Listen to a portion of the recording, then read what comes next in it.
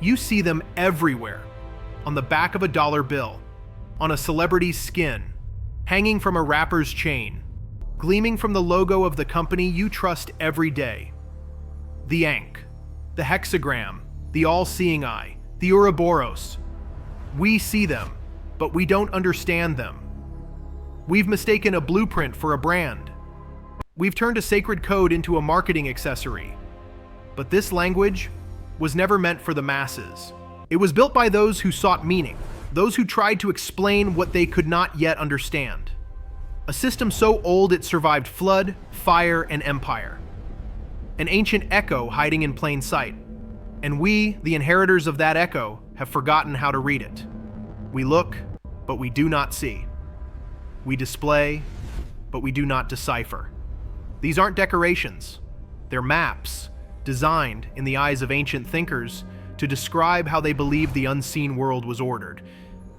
And tonight, we're decoding the story they left behind.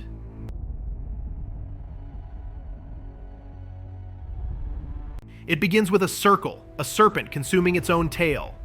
The Ouroboros, to us, a tattoo, to the ancients, a symbol of continuity. In the tombs of Egypt, the serpent coils around the sun god Ra, dying each night, reborn each dawn. For them, it wasn't just a story. It was their way of explaining how they believed the universe renewed itself. The Greeks called it the prima materia, the raw chaos that, in their philosophy, turns to order. The alchemists inked it in secret margins, whispering, "All is one." In the north, it became Jörmungandr, the world serpent.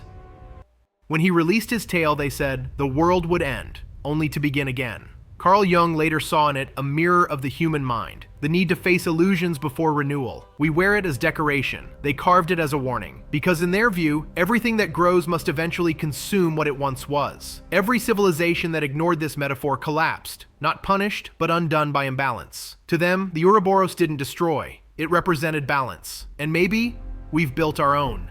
An infinite loop of algorithms feeding on our attention. The serpent never left. It just changed its skin.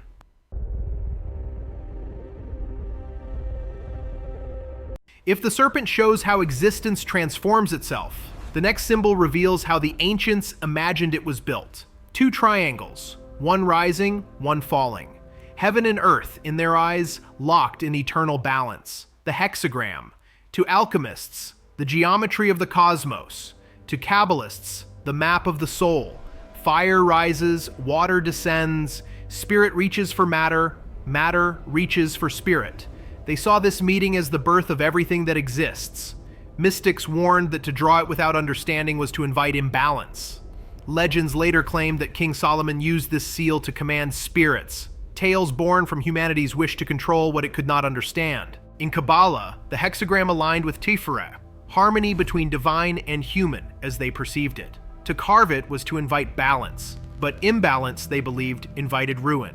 Today, it's a symbol of faith. In their world, it was a symbolic metaphor for creation, a poetic attempt to express harmony between the seen and unseen. Because the ancients reasoned, heaven without earth is delusion, earth without heaven is despair. Reality to them demanded both. And perhaps, the imbalance of our age shows how far we've drifted from their lesson.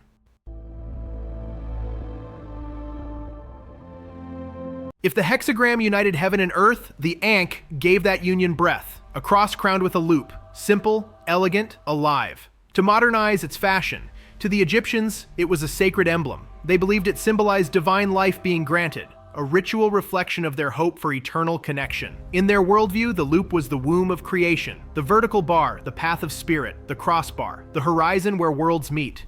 Together, these shapes told a story of life, death, and renewal. On temple walls, gods pressed the Ankh to the lips of pharaohs, breathing what they called the Sa-Ankh, the breath of life. In their rituals, this act represented the giving of divine authority and vitality. In the Book of the Dead, the Ankh opened the gates of the Duat, the underworld. In their mythology, it was Osiris's key and Isis's breath, symbols of their hope for resurrection and renewal after death.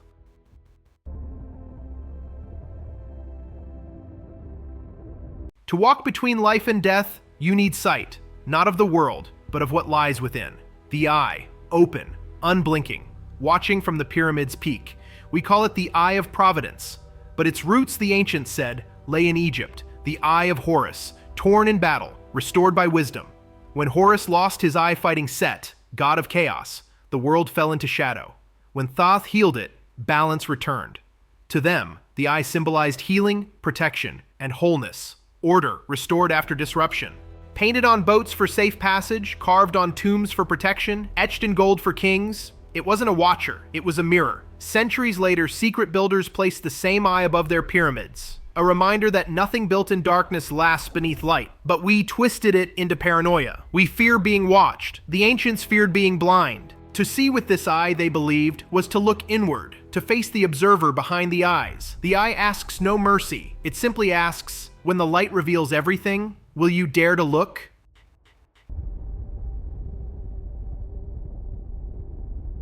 And when that eye turns inward, what does it find? A sun that gives no light. The black sun, fears, twisted, misunderstood. Before it was corrupted, the black sun was, to alchemists, soul niger. The blackening, the first stage of transformation. Before gold, they said, the lead must burn. Before awakening, the self must face its own eclipse. Every spiritual journey, in their belief, began in darkness. Every soul had to walk through its shadow. In Norse myth, the black sun rose when the real sun was swallowed at Ragnarok, the death of an age before the birth of another. To mystics, it marked the moment illusion burned away, leaving truth bare and radiant. But the 20th century twisted it, turning a symbol of introspection into a banner of domination. They projected their darkness outward. The mystics had meant the opposite, that one must confront the darkness within, because the black sun, in its oldest meaning, wasn't evil.